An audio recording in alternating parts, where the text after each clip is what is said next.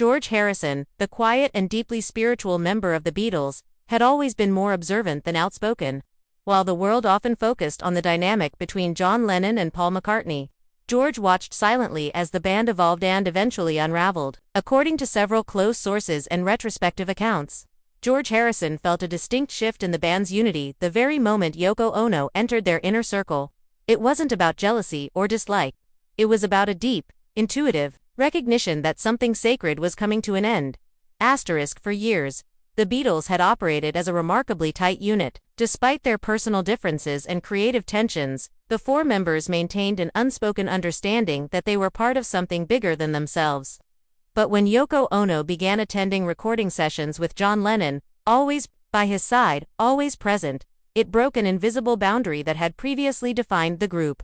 George, who valued space, concentration, and artistic respect, saw this not just as a personal change for John, but as a disruption to the band's delicate chemistry.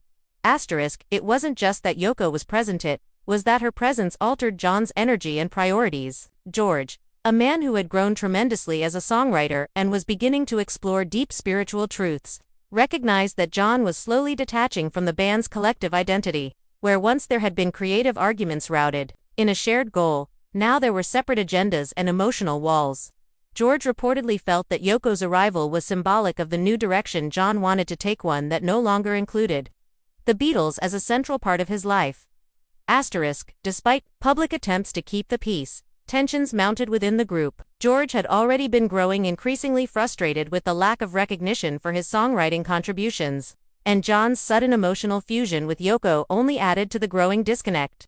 In private conversations, George would later admit that he could feel the beginning of the end during that period. It wasn't about blaming Yoko personally, it was more about what her presence represented. She was a sign that John was ready to move on, and that the era of the Beatles was nearing its natural conclusion. As the sessions for the White Album and Let It Be progressed, the atmosphere in the studio became increasingly strained. George even briefly left the band in 1969 after a particularly tense argument, a moment that underscored just how fragile their bond had become. While many fans still debate who or what caused the breakup of the Beatles, George Harrison's quiet insight reveals a more nuanced truth. The moment Yoko Ono walked in, he felt the energy change.